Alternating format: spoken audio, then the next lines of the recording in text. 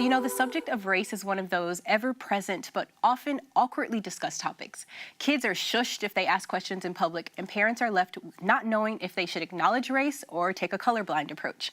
So, ladies, this is a heavy topic, and I want to know, is this a topic we should be talking about, or should we, just kind of let it be and just, if gloss over it? Exactly. Well, according to the article, we should be talking about race with our children and bringing it to their attention of people's different colours and things.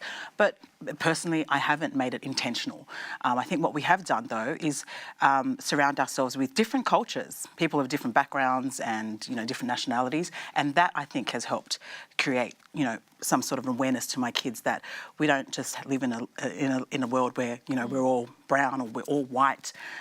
They just see different cultures. So what about as far as their identity? Like, how do they self-identify, or do they? They know they're Samoan. Yeah. They know they're Samoan because the mum, everyone's speaking Samoan, their elders and things like that. But they actually have never come out to me and said, this person's white mum. So we haven't got to that stage. I mean, they're 4 years old. Yeah. But I think helping the fact that we go to a church that is multicultural.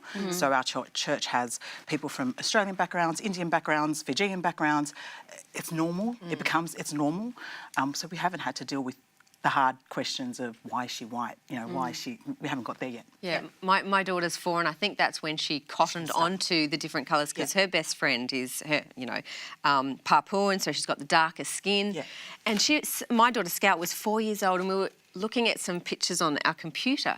She goes, "Oh, Mum, my friend looks really dark in that picture." And I said, "Yes, sweetie, her skin is darker, yours is whiter." And that's when we had the discussion out of her curiosity, but she hadn't noticed it before that. It hadn't she'd only just started to become aware of it at that age. And so I'm like, "Yep, let's talk about it. This is what it is.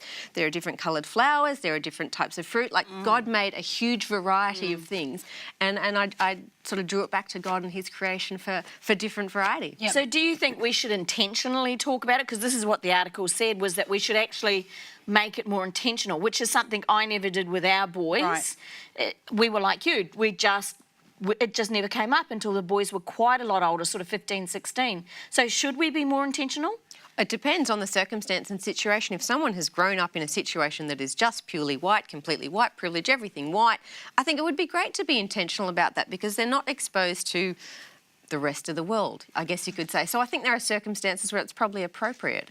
I think, from my perspective, to not mention it is to not prepare your child for any kind of conversation. It's like not talking to your kids about sex, they're going to come up on the topic. It's just going to be that you as a parent, I just think it'll be you as a parent won't be the one who explained it to them, And I think I don't know, I think it varies. My son is 2, so we haven't specifically mentioned it, but I do think if I lived back in the States and I was with my family, it would come up as a more present conversation than what it does now. So I'm still battling how I'm going to have those conversations with my son. The thing I think with our family is my brothers have married people who aren't Samoan, and so their cousins, my children's cousins, are different colours. They go from white to tan to dark skin.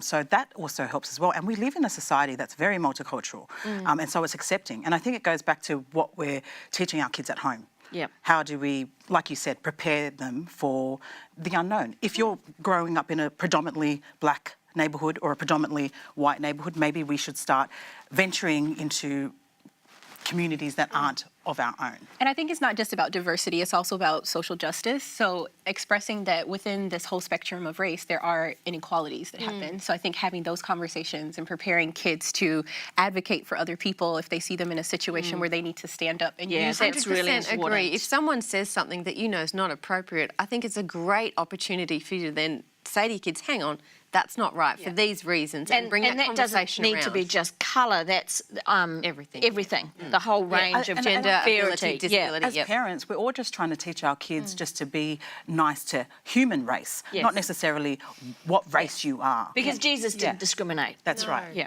Yes. Well, how do you discuss the topic of race in your house? Or do you talk about it at all? We'd love for you to jump on our social media accounts and let us know. Share your opinion.